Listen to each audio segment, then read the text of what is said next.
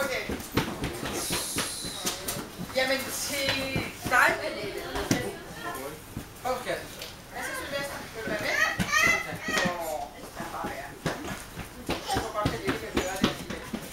Kære Pernille, tillykke med konfirmationen. Jeg synes, du var den flotteste af det mennesker. Hør, sådan er det bare. Men Pernille, du er jo mit ældste barnebarn. Og det kan jeg godt sige dig, at dengang, da du skulle fødes, der glædede jeg mig helt vildt, fordi så skulle jeg blive farmor. Og det havde jeg bare glædet mig så meget til. Så du var et virkelig ønskebarn. Det var dejligt. Nu har jeg jo været så heldig, at jeg har boet tæt ved Pernille hele hendes liv, så vi har jo haft rigtig mange fælles oplevelser. Vi har set meget til hinanden, og noget af det, som Pernille og jeg vi har sammen, jeg skal nok snakke så højt, jeg har bare været, det er jo, at vi begge to er rigtig glade for dyr. Og når Pernille så er ude hos farmor og Hans, så er hun altid frisk til at gå med ud og fodre dem og klappe dem og nusse om dem og tage sig af dem. Og det er jo rigtig sjovt, at vi begge to synes, at det er dejligt. Så det lyder vi. Men du er også en pige med talenter. Og allerede fra dengang du var helt lille, og vi kørte i bil for eksempel, og du sad bag i, og tit sådan sad for at få tid til at gå og sad og sang lidt for dig selv, så kunne du godt høre, at det var Sylvester. Det var du rigtig god til. Du var rigtig god til at synge. Du kunne høre, at du allerede som helt lille kunne synge rent. Og det var jo sjovt, at det var sådan, det var. Så derfor, da du blev en lille smule større, så spurgte jeg din mor og far, om jeg måtte få lov til at tage dig med til musikalsk legestue. Kan du huske det, Pernille?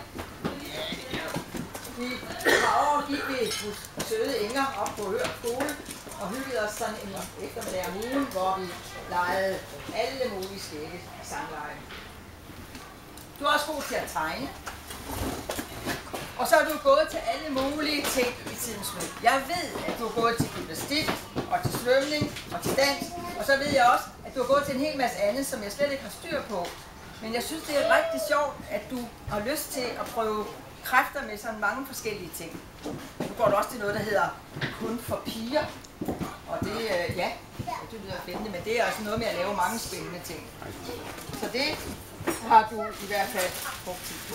Men, Pernille, du kan også være strid. Indimellem. Selvfølgelig. For ikke ret længe siden, jeg var ude hos mig, og du skulle tegne tegning. Og det gik bare ikke efter dit hoved. Det kunne bare ikke lade sig gøre. Og så kan jeg godt forestille jer, Pernille. Så blev hun bare rigtig gal. Hun smed blyanten. Det kan jeg bare ikke. Det ved jeg, det duer ikke. Og så kunne jeg jo godt mærke, at nu var det jo ved at trække op. Så får jeg sådan, det går sådan lidt rundt bag ved hende og sådan prøver at sige, Pernille, er du sur? Nej, jeg er hverken gal eller sur. Jeg er bare irriteret. Og det var jo dejligt, fordi at være irriteret, det er jo helt gjort. Så det var hun bare.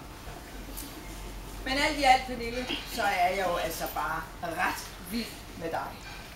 Og jeg håber, at du stadigvæk fremover gider at komme ud til Tantelle og have nogle hyggelige timer sammen med os. Det er jo ikke, der er også noget andet, vi to vi har sammen. Det er jo det der med lektier. Ja, det er en arbejdsskade, men farmor elsker lektier. Elsker lektier. Og det vil sige, at vi har en fast aftale, når Pernille eller Mathias er ude hos mig, så er de altid lektierne med. Fordi så kan vi lige sidde der og klare dem. Farmor elsker dem, og det er der ikke andre. Altså de to andre, de elsker dem ikke. Slet ikke. Men vi får det gjort, og så har vi det. Så har vi det sådan bagefter. Så er det over, og så kan vi rigtig hygge. Så det nyder vi. Det nyder jeg. Men altså, jeg er stadigvæk helt vildt med dig, Pernille, og jeg håber, at du fremover vil komme og besøge Hans og mig så meget som muligt.